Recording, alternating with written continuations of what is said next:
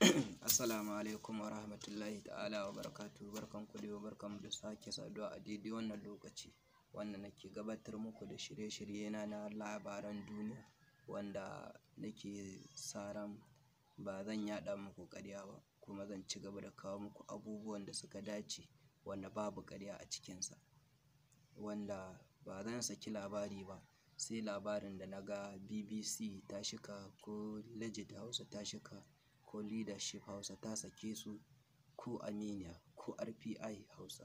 Indai suka sake su cikin yardar Allah, ni ma zan kawo muku bakin gwargwadon abin da Allah ya bani iko. A yanzu dai zan kawo muku labarin da Legit Hausa ta fitar, Leadership Hausa ta fitar, ba don komai ba sai don ƙaruwar mu baki ɗaya da sanin abin da duniya ke tafiya. Zan ɗora. Labarin ya fara ne daga inda Leadership ta fitar cewa an cafke ƙasargumin ɗan bindiga Idi Dila sarkin wayo a Katsina. Idi Dila sarkin wayo matashin ɗan bindiga ya shiga hannun rundunar 'yan sandan jihar Katsina. Dila wata dabba ce mai matuƙar wayo da ke rayuwa a cikin manyan dazuka. Saboda tsabar wayon Dila, ba ta yi juya baya idan za ta sha ruwa, don gudun kar a kama ta ko a kawo mata farmaki. Ta yi holin wannan matashin ɗan bindiga mai shekaru 30 da ake kira da Dila, da Idi Dila sarkin wayo. Rundunar 'yan sandan ta zargi shu'umin ɗan bindigar na daga cikin 'yan bindigar da suka kai hari a ƙauyukan Diskuru da Kadsau, inda suka kashe mutane fiye da 12. A cewar rundunar 'yan sanda, ta kama Dila ɗan asalin ƙauyen Mumuno da ke yankin ƙaramar hukumar Faskari a ranar Lahadi. An gabatar da shi ga manema labarai tare da sauran wasu masu laifi 26 da ake zargi da aikata miyagun laifuka da suka haɗa da garkuwa da mutane da fashi da makami.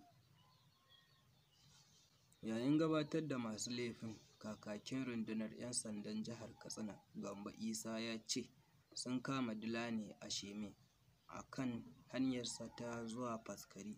Isa ya ce Dila mamba ne a babbar ƙungiyar 'yan bindiga ta Melaya Alhaji Gandu, wacce ta yi ƙaurin suna a dajin Munhaye da ke yankin ƙaramar hukumar Tsafe a jihar Zamfara. Haka zalika, rundunar 'yan sandan ta yi baje kolin ɗaya daga cikin 'yan bindigar da ke tafka ta'asa a yankin dajin Rugu. Ɗan ta'addar mai shekara 26 ya shaidawa 'yan jarida cewa akwai hannunsa a wasu hare-hare da aka kai a ƙauyukan Ruma, Gwamra da Katoge. Kakakin rundunar 'yan sandan ya ce an gudanar da bincike a kan dukkan masu laifuka kafin gurfanar da su. Rundunar 'yan sandan jihar Katsina, a ƙarƙashin shugabancin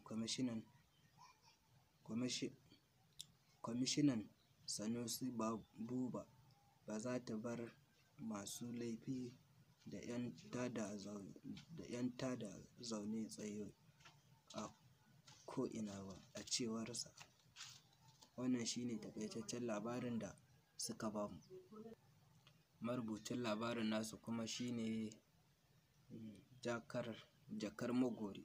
Wannan shi ne wanda aka saki wannan labari a shafinsu na Leadership Hausa a yau. To, alhamdulillah, cikin ikon Allah zan ci gaba da ɗorawa daga inda na tsaya.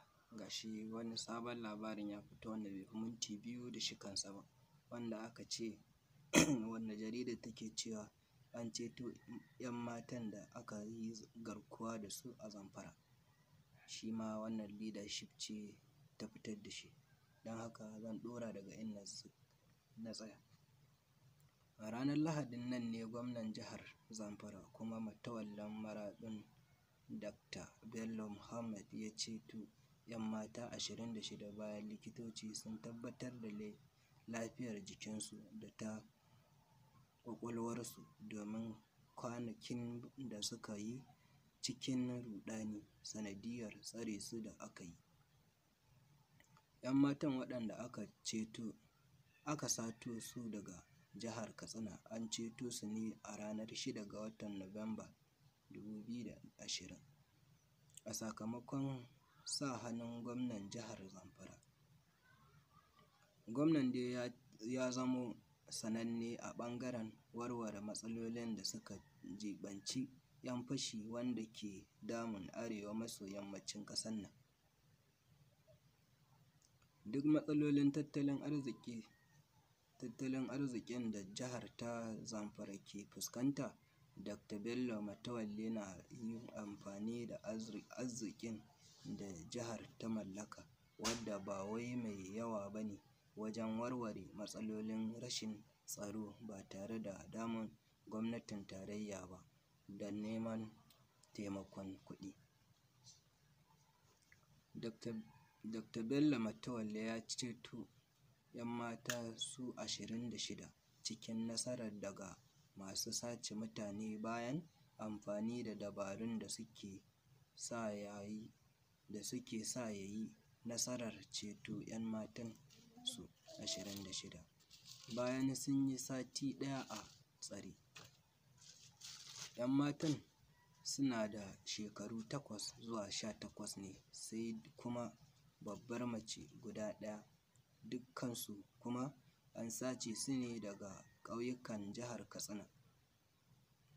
A cikin bayanin da ya yi, Dr. Bello Matawalle ya buƙaci dukkan masu ruwa da tsaki da su jajirce wajen kawo ƙarshen sace mutane a yankin arewa maso yamma. Ya ma ba da shawarwari cewa a duk inda yarjejeniya ta ƙi bayar da mafita, to ba za mu ƙi amfani da ƙarfi ba wajen kawo ƙarshen wannan matsala. To amma a lokacin da jawo hankali da ƙarfi suka kasance suna amfani, za mu ci gaba da amfani a haka. 'Yan matan da aka ceto ɗin a yanzu haka suna gab da komawa wajen iyayensu bayan sun samu kulawar musamman daga gwamnatin jihar Katsina. A wani labarin makamancin haka, a ranar 3 ga watan Nuwamba 2020, Gwamna Bello Matawalle na jihar Zamfara ya tabbatar da ceto yara 9 waɗanda 'yan bindiga suka sace watanni 2 da suka gabata a ƙaramar hukumar Jibiya ta jihar Katsina. A cikin wanda aka sace ɗin akwai alƙalai guda 2 da suke aiki tare da ma'aikatar shari'a ta jihar ta Zamfara. Shigowar gwamnatin jihar Zamfara a kodayaushe na haifar da kuɓutar 'yan ƙasa ba tare da an biya kuɗin fansa ba, ta hanyar amfani da yarjejeniya da kuma sasantawa. Ƙungiyoyin 'yan bindiga da dama sun ajiye makamansu sun rungumi zaman lafiya a jihar. Duk daga cikin matan mai suna Halima da aka ɗauke ta a ƙauyen Ɗan Ali, ta nuna jin daɗinta bisa ƙoƙarin da gwamnan ya yi na kuɓutar da rayuwarsu. Ta yi fatan Allah ya biya masa dukkan buƙatarsa da duk wanda suka taimaka wajen samun nasara kuɓutar da su. Wannan shi ne inda labarin ya tsaya na jaridar Leadership da ta ƙara shika a yanzu, wanda bai fi minti 3 da shika ba. Ku danna mana alamar like, kana ku danna ƙararrawa, sannan ku yi mana subscribe. Mun gode.